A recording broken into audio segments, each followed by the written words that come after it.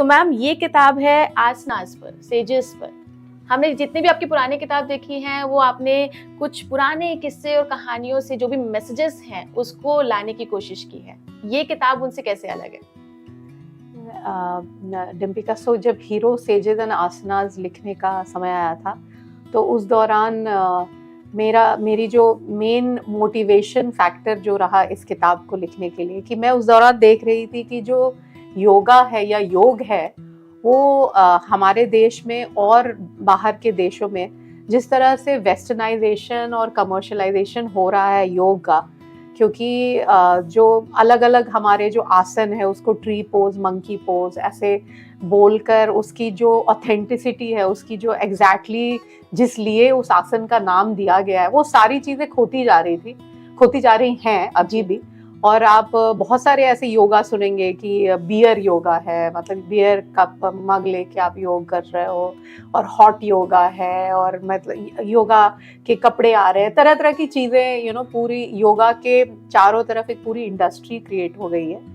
तो जिसमें कोई बुराई नहीं है, बट बुराई इसमें है कि जो ओरिजिनलिटी है उस चीज़ की वो खोती जा रही है, और योगा को एक नॉर्मल एक्सरसाइज जैसे जुम्बा हुआ या पिलाटे हुआ उसके जैसे सामंजस्य में लाकर रख दिया गया है। एक तरीके से उसको एक तरीके से एक्सरसाइज की तरह ही इस्तेमाल किया जा रहा है, कहा जा रहा है। तो उस दौरान मुझे ऐसा लगा कि जो छोटे बच्चे हैं जो जब वो भी ऐसा देखते होंगे तो वो, क्योंकि उन्होंने ओरिजिनल योगा के बारे में कभी जाना नहीं, कभी पढ़ा नहीं, तो इसलिए मैंने सोचा कि कुछ ऐसी किताब लिखें जिसमें बहुत लंबे भाषण ना हो कि योगा क्या है, बल्कि मैंने ये सोचा कि जो योग आसन है, जो इवन स्कूल्स में बच्चों को कहा जा रहा है कि आप ट्री पोज करिए, आप अब कैट पोज कीजिए, तो इसलिए उस समय मेरे ध्यान में आया कि इतने महान ऋषि योगी हुए हमारे देश में,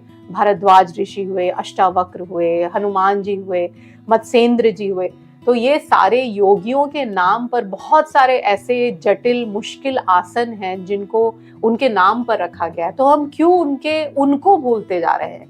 क्योंकि उन आसन के पीछे बड़ी मेहनत जाती है, बड़े तपोबल जाता है, वो राइट एटीट्यूड से वो आसन करना चाहिए। तो इसलिए मैंने कोशिश की है कि उस ओरिजिनल आसन के नामों को वापस लेकर आए, और नेचुरली बुक 2 बुक 3 योग के बारे में भी आ सकती है, बट ओरिजिनली मुझे लगा कि ये लिखना बहुत ज़रूरी है कि it's not tree pose, monkey pose, cat pose, it is Ashtavakra asana, it's Hanuman आसन, इट्स भरद्वाज आसन। तो इस किताब को बहुत ही सिंपल तरीके से ये भी टाइटल दे सकते थे कि योग सूत्र या योगा क्या है या योग आसन क्या है, लेकिन आपने बहुत ही अलग इसका टाइटल दिया। इसके पीछे भी कोई कहानी है क्या? योग सूत्र तो मैं लिखने की मेरी कैपेबिलिटी नहीं है। सूत्र जो होते हैं उसको जैसे छोटे छोटे जैसे होता है threads of philosophy, threads of knowledge, इसलिए उनको कहा जाता है क्योंकि वो बहुत लंबे नहीं होते, और वो छोटे छोटे मतलब एक जिसको कहते हैं एक कैप्सूल ऑफ नॉलेज है, थोड़ी सी आप ले सकते हो, तो बहुत लंबी पोइटिक फॉर्म में वो नहीं होता है। तो पातंजलि योग सूत्र जो है वो घेरांड शास्त्र है, ये सारी संहिता जो है, ये सारी चीज़ें जो योग पर लिखी गई हैं। लेकिन क्योंकि मैं बच्चों के लिए लिखती हूँ और मेरा हमेशा ये काम रहता है कि मैं ये कोशिश हमेशा करती हूँ कि जो बच्चों के लिए ये पुस्तकें लिखी जा रही है बड़े सिंपल फॉर्म में उनको ये दर्शाया जाए, ये दिखाया जाए, और जो बड़ी सी जटिल कॉम्प्लेक्स बातें उसको बड़े सिंपल फॉर्म में उनको समझाया जाए, तो ये कोशिश रहती है। हम 2 तरह की चीजें सुनते हैं जब भी हम योग के बारे में बात करते हैं। कुछ लोग बोलते हैं योग और कुछ लोग बोलते हैं योगा। क्या ये दोनों वर्ड्स एक है या इनके पीछे भी कुछ अलग अलग मीनिंग है? जी, एक्चुअली है तो शब्द जो संस्कृत का असल शब्द है वो योग है, बट डाउन द ईयर्स उसको जैसे उस शब्द को योगा बना दिया गया है। जैसे असल शब्द वेद है लेकिन उसको वेदा बना दिया गया है, तो असली शब्द जो है वो योग ही है। और योग का मतलब जो होता है बहुत ही अगर कोई किसी भी चीज़ को हम देखें तो बहुत तीन तरह के मतलब हो सकते हैं। एक तो शब्दार्थ, जो शब्द का क्या अर्थ है, तो योग शब्द का अर्थ होता है यूनियन, जुड़ना। तो जब आपने कनेक्ट होना, जुड़ना, यूनियन, इस तरह से फिर हम उसके जब अगर भावार्थ में आते हैं तो यूनियन माने हम सोचते हैं कि क्या चीज़ की यूनियन की बात कर रहे हैं वो, योग क्या चीज़ के, कौन सी 2 चीज़ को मिलाता है, तो योग दो चीज को मिलाता है। वो कौन सी दो चीज है? तो अगर हम शब्दार्थ पर जाएं, फिर भावार्थ पर जाएं, फिर गूढ़ार्थ पे जाएं, जो डीपर मीनिंग ऑफ यूनियन है वो है कि हमारा एक अपना ओरिजिनल सेल्फ है। हम जो हमारा जो अपना जो हम ओरिजिनली हैं, जिसको कहते हैं कि हम ब्रह्म हैं, हम ईश्वर है, तो वो हमारा स्वरूप है। और हम जीवन में जब हम पैदा होते हैं, समाज में पैदा होते हैं, परिवार में रहते हैं, स्कूल जाते हैं, तो ये जो हमारा ओरिजिनल स्वरूप है वो अगर बोल सकते हैं कि पोल्यूटेड हो जाता है, वो गंदा हो जाता है, वो प्रेजुडिसेस में, जजमेंट्स में अटक जाता है, तो वो एक स्वभाव बना लेता है। तो हम एक स्वभाव बन जाते हैं। तो ये स्वभाव और स्वरूप में एक दूरी आ जाती है। तो योग क्या करता है? इस दूरी को कम करता है। तो union of two things which are two not two different things, but because एक दूरी आ गई, उस दूरी को कम करने के लिए योग की जरूरत होती है। मैम, मैं ये भी चाहूंगी कि आप हमारे दर्शकों को ये भी बताएं कि आखिर ये अष्टांग योग क्या होता है। शायद आपने क्योंकि इस किताब को लिखते समय काफी कुछ पढ़ा भी है और आप इजी शब्दों में बच्चों के लिए भी और आमजन के लिए भी उसको समझा सकते हैं। जी, अष्टांग योग को पूरी तरह से समझाने के लिए बच्चों के लिए दूसरी सीरीज योगा नंबर 2 योग सेजेस एंड आसनास को भी मैं लिख रही हूँ इस समय। बट अगर बहुत ही सिंपल फॉर्म में समझाया जाए तो अष्टांग योग के लिए हमें 8 स्टेप से जाना पड़ता है। और वो 8 जो स्टेप्स हैं उसके लिए यम होता है। यम का मतलब होता है सोशल एथिक्स। सोशल एथिक्स मतलब कि आप दुनिया में कैसे रहते हो। आप चोरी नहीं करोगे, आप झूठ नहीं बोलोगे, आप हिंसा नहीं करोगे। तो ये यम जो है वो पहली शुद्धि के बारे में बात करता है। नियम जो है वो आपके पर्सनल एथिक्स के बारे में बात करता है कि आप खुद कैसे होते हो, ऑनेस्ट हो, अपने शरीर को शुद्ध रखते हो, आप संसार से कंटेंटेड हो, आप ऑस्टेरिटी में रहते हो। ऑस्टेरिटी मतलब तपश्चर्या में रहते हो। तो यम नियम जो है, उसके बाद आता है आसन। आसन के बाद आता है प्राणायाम। तो इस तरह से 8 स्टेप्स जो हैं अष्टांग योग के, एक एक करके हम जाते हैं। तो अभी आजकल अगर आप योग में देखिएगा तो आप 3 महीने का कोर्स करके, 6 महीना कोर्स करके आप योगा टीचर बन सकते हैं। लेकिन जो पतंजलि योग सूत्र है वो इन 8 स्टेप्स को लेकर चलती है, जिसमें यम नियम, पहले तो आप अपने पर्सनालिटी को बदलिए, आप अपने मेंटल बीइंग को थोड़ा चेंज कीजिए, तब जाके आपके अंदर वो शुचिता आती है, पवित्रता आती है कि आप आसन सिद्धि कर सकते हो। तो आसन के बाद आता है प्राणायाम। अपने प्राणों पर अब आप कंट्रोल करोगे। इन गोइंग, आउट गोइंग जो ब्रेथ आप सुनते हो योग में, तो आप उस पे कंट्रोल करोगे। उसके बाद आता है प्रत्याहार। प्रत्याहार का मतलब कि आप अपने सेंस को कंट्रोल करोगे। तो बहुत सारे एक एक पॉइंट करते करते जो अष्टांग 8 स्टेप्स से लेके समाधि तक हमें पतंजलि योग सूत्र में बताया जाता है। जो समाधि इतनी आसान नहीं है। समाधि मतलब आप अपने स्वरूप से, स्वभाव और स्वरूप अब एक हो गए, योग हो गया, यूनियन हो गया। तो समाधि जो है वो अष्टांग योग की 8वीं सिद्धि है। 8वीं लेवल ऑफ योग है। तो इसको ये पूरा का पूरा मतलब मानव जीवन निकल जाएगा अगर ये कोई इसको 8 स्टेप्स को पूर्ण तरीके से सिद्ध करना चाहे तो क्या हम ये मान के चलें कि जो आजकल के समय में हम योग का कंसेप्ट समझ रहे हैं, जिसमें हमें कुछ खास तरह के आसन करने बताए जाते हैं या इसके अलावा प्राणायाम करने बताए जाते हैं, तो क्या हम स्टेप्स को फॉलो नहीं कर रहे तो ये सही मायने में योग नहीं है या इसका कुछ नुकसान है? जी, मैं इसको ये नहीं कह सकते कि वो योग नहीं है, बट इसको अगर हम इसको सही तरीके से करेंगे तो उसका असर हमें जल्दी समझ में आएगा। क्योंकि आप सुनेंगे कि भाई मैं तो आसन करता हूँ, मैं तो प्राणायाम करता हूँ, फिर भी मैं स्ट्रेस रहता हूँ, फिर भी मेरी तबीयत खराब होती है। मतलब जो चीज जो हम रिजल्ट चाहते हैं वो हमें मिल नहीं रहा, इवन दो हम वो चीज कर रहे हैं। तो क्योंकि आपने पहले के 2-3 स्टेप्स छोड़ दिए हैं, पहले आपने अपने माइंड को प्योर नहीं किया है, और अब आप कहा जाता है कि मैं स्ट्रेस थी तो मैं ध्यान में बैठ गई। जब आप स्ट्रेस होते हो तो ध्यान में तो कभी भी नहीं बैठना चाहिए, क्योंकि जब आप स्ट्रेस स्टेट में हो तो आपके विचार जो है वो कंटिन्यूअस आपको बम्बार्ड करे, इतने सारे विचार आ रहे हैं, और उस समय आप क्या ध्यान लगाओगे? आपका सारा ध्यान उस स्ट्रेस पे रहेगा और फिर आप और स्ट्रेसफुल हो जाओगे, क्योंकि आप उसी चीज को बार बार उसका मनन कर रहे हो। तो ये सारी चीजें जो हमारे यहाँ पे सिखाई जा रही है वो इसीलिए क्योंकि हम उसको गलत तरीके से, जैसे होता है ना, दवा को गलत तरीके से ले रहे हैं। अगर आप गलत तरीके से लेंगे तो उसका गलत असर होगा। तो इसलिए ये अष्टांग योग जो स्टेप बाय स्टेप हमें वो 8वें स्टेप तक पहुंचना है। तो कभी कभी हम देखते हैं कि कुछ चीजें ऐसी हैं जिनका रूट जो था वो बहुत ही अलग स्वरूप में था, अब हम तक जो पहुंच रहा है वो एक अलग स्वरूप में पहुंच रहा है। ये समय की मार कहें या लोगों का इंटरेस्ट कम होता है इन चीजों में, जिस वजह से हम, जैसे आपने भी बताया कि योग के 8 स्टेप्स हैं लेकिन कर हम सिर्फ 2 ही रहे हैं या अधूरे स्टेप्स कर रहे हैं, तो जो स्वरूप है उसका बदलना किन कारणों पे डिपेंड करता है वो सब? जी, बिकॉज देखिए आजकल का जो युग है इतना कमर्शियल युग आ गया है कि हम सबके पास, किसी के पास समय नहीं है। और बिकॉज हमारे पास समय नहीं है तो हमारे उठने सोने का समय, जो भोजन कर रहे हैं, जिस तरह का पानी पी रहे हैं, ये सारी चीजें दूषित हो चुकी हैं। और दूषित होने के कारण हमारा फिजिकल मेंटल वेलबींग जो है वो डिसबैलेंस हो चुका है। और उस डिसबैलेंस वेलबींग तो है ही नहीं अब ये, लेकिन डिसबैलेंस जो हेल्थ है उसको हम किसी ना किसी तरीके से उसको पूर्ण करने की कोशिश कर रहे हैं। प्रोटीन खा रहे हैं, विटामिन खा रहे हैं, आयुर्वेद भी कभी फाँक ले रहे हैं, कभी योग कर ले रहे हैं। तो ये इससे तो होगा नहीं, इससे वो आधा अधूरा जो रिजल्ट है वही मिलेगा। इसीलिए जो हमारे बुजुर्ग थे, हमारे जो एंसेस्टर्स थे, उन्होंने किस तरीके से ब्रह्म मुहूर्त में उठना सिखाया, उठने के बाद सबसे पहले क्या करना है, कब प्राणायाम करना है, कब ध्यान करना है, कब प्रत्याहार करना है, ये सारी चीजें लिखी हैं और बहुत ही तरीके से बताई गई हैं। तो अब अगर किसी को अगर योग को पूरी तरह से समझना पड़ेगा तो उनको अपने लाइफ की बहुत ही इम्पोर्टेंट आवर्स योग को देना पड़ेगा।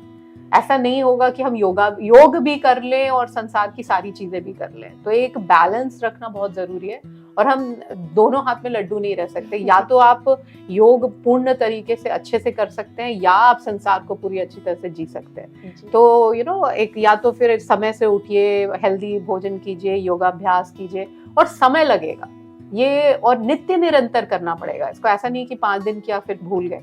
तो ये करते करते करते फिर सालों बाद धीरे धीरे इन सब चीजों का असर दिखाई देगा।